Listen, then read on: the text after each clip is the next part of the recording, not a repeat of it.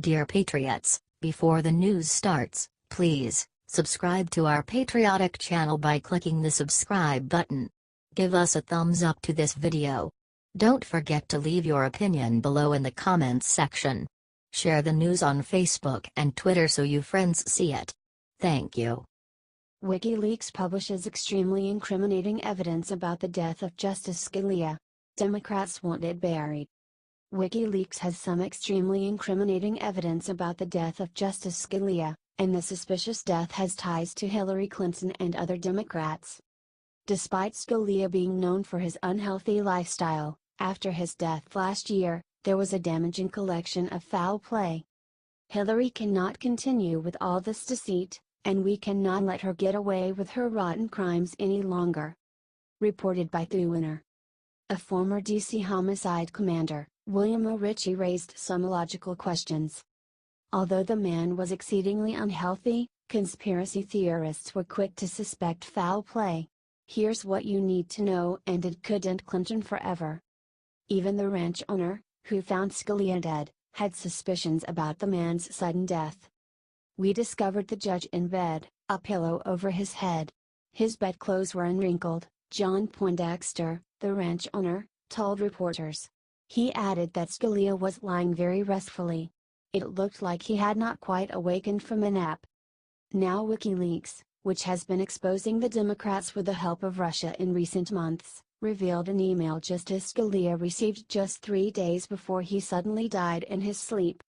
The shocking email went on to use the term wet works, which is something often used in the military to mean assassination. From one.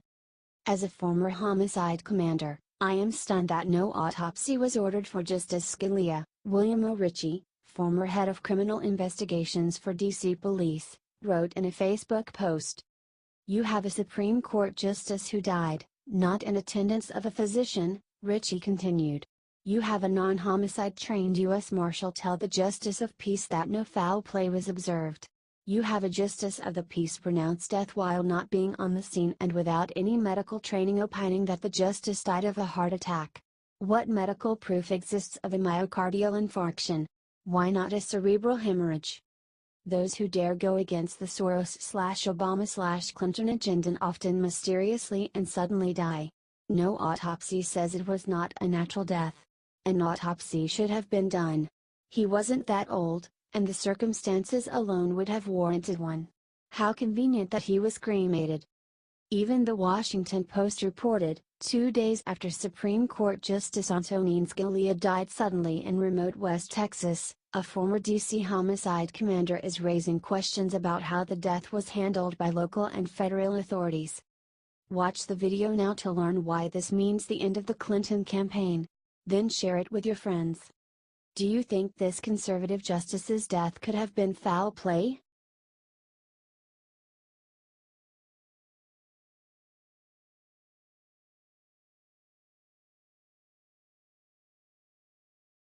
AG Jeff Sessions makes major announcement, Barack Obama is done. Attorney General Jeff Sessions just dropped a bomb on Barack Obama when he rescinded a letter issued by the former president that deals with how local courts penalize defendants. Attorney General Jeff Sessions is rescinding a letter issued by the Obama administration that deals with how local courts penalize defendants.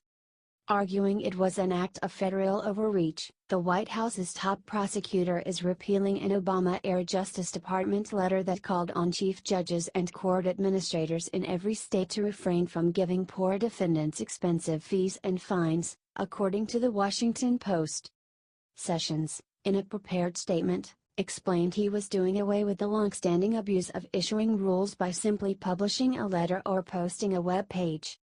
Western journalism reported that Sessions repealed an Obama-era Justice Department letter that called on chief judges and court administrators in every state to refrain from giving poor defendants expensive fees and fines. In doing so, Sessions argued that the letter was an act of federal overreach. Sessions explained he was doing away with the long-standing abuse of issuing rules by simply publishing a letter or posting a web page. Congress has provided for a regulatory process in statute, and we are going to follow it, Sessions stated. This is good government and prevents confusing the public with improper and wrong advice. Sent in March of last year, the Obama administration's letter was meant to curb law enforcement from issuing fines to citizens as a means of generating revenue. The letter, which was sent to court administrators and chief judges in every state, noted that illegal collection of fees and fines had been receiving a lot of attention, and that the Justice Department had a strong interest in ensuring citizens' rights were protected. Since becoming Attorney General, Sessions has revoked over 24 Justice Department guidance documents dating back to the 1990s. The documents he has rescinded range from the Americans with Disabilities Act to ATF procedures. He has also restored the use of private prisons and has changed the Justice Department's legal stances on issues regarding voting rights and LGBT people, placing him at odds with his immediate predecessors in the Obama administration. In addition, Sessions has taken a strong stand against illegal immigration. The president is exactly correct about the changes we need to our immigration system, Sessions stated earlier this month. We have now seen 2 terrorist attacks in New York City in less than 2 months that were carried out by people who came here as the result of our failed immigration policies that do not serve the national interests, the diversity lottery and chain migration. The 20-year-old son of the sister of a U.S. citizen should not get priority to come to this country ahead of someone who is high-skilled, well-educated, has learned English, and is likely to assimilate and flourish here, he added. What do you think about this? Let us know your thoughts in the comments section.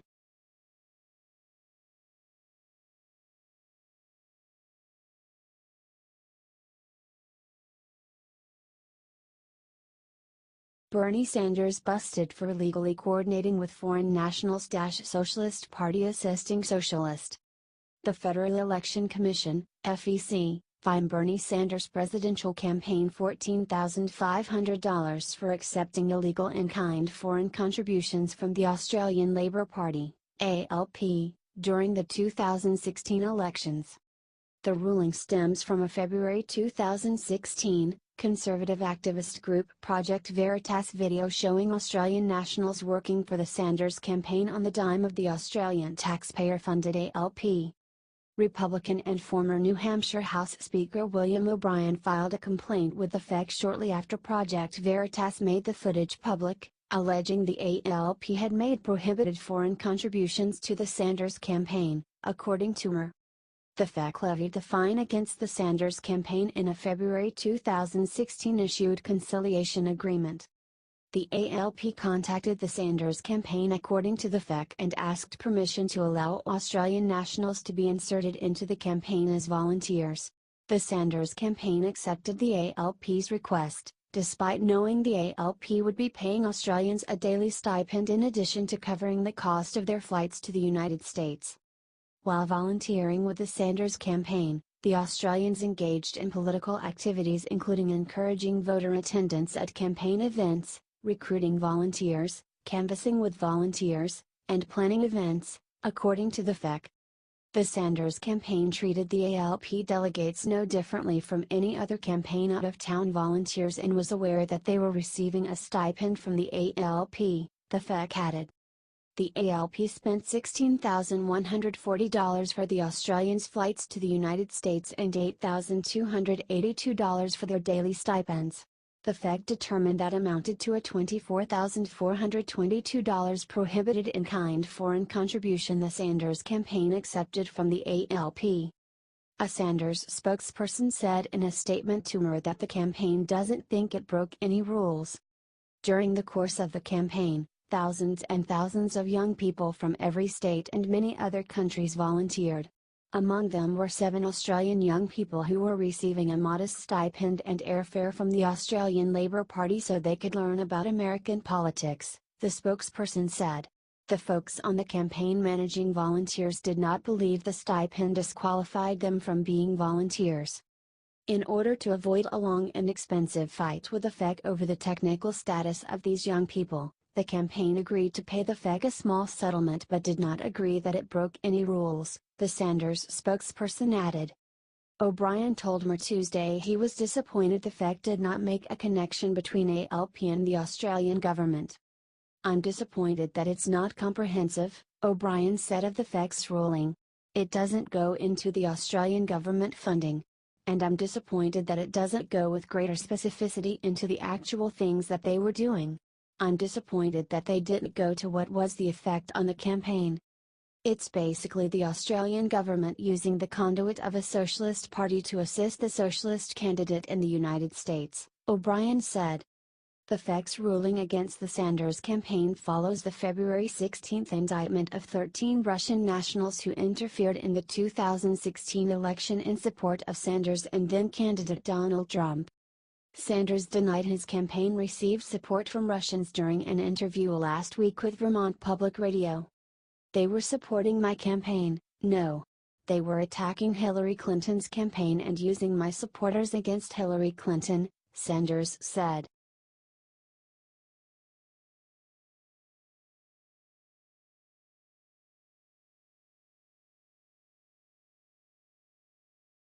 Devin Nunes dropped the hammer on Hillary Clinton with these 7 words. There is only one real scandal about collusion during the 2016 campaign.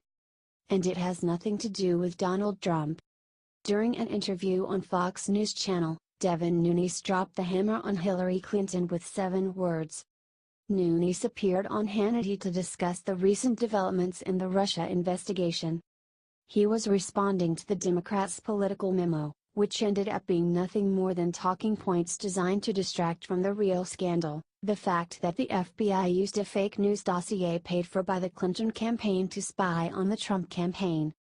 And make no mistake, it allowed them to spy on the Trump campaign. The warrant allowed the FBI to look at emails and texts while Carter Page was a member of the Trump campaign. Nunes also blasted the Clinton campaign for being the one engaged in collusion.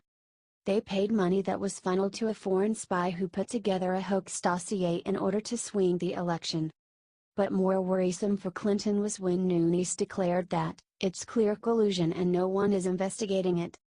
That was a distinct call for Attorney General Jeff Sessions to appoint a special counsel to investigate the real collusion scandal during the 2016 election, Hillary Clinton and the foreign spy who worked with the Russians to try and destroy Trump. Here's the question he posed. If we look at the memo that came out of Chuck Grassley's committee today, Steele gathered much of his information from Russian government sources inside of Russia. So if I put the 2 memos together, the new one tonight, yours from Friday, Hillary Clinton paid for Russian propaganda, turned out to be lies, not verified, then used for a FISA warrant, and I'm, like, not only was it paid for to manipulate and lie to the American people but then to spy on an opposition party candidate. Sir, are there crimes committed here? Before we get to Nunes's answer, let's parse what Hannity asked. He refers to this sentence in the Grassley-Graham memo. On the face of the dossier, it appears that Mr. Steele gathered much of his information from Russian government sources inside Russia. There are 2 ways to read that sentence. One way is that Steele talked to people who worked for the government who shared information they weren't supposed to, in the way that a media outlet might talk to a source in the White House who talks under the cover of anonymity. The other way it can be read is that government officials were using Steele to spread misinformation deliberately. Do you agree a special counsel should investigate Hillary Clinton for collusion? Let us know your thoughts in the comments section.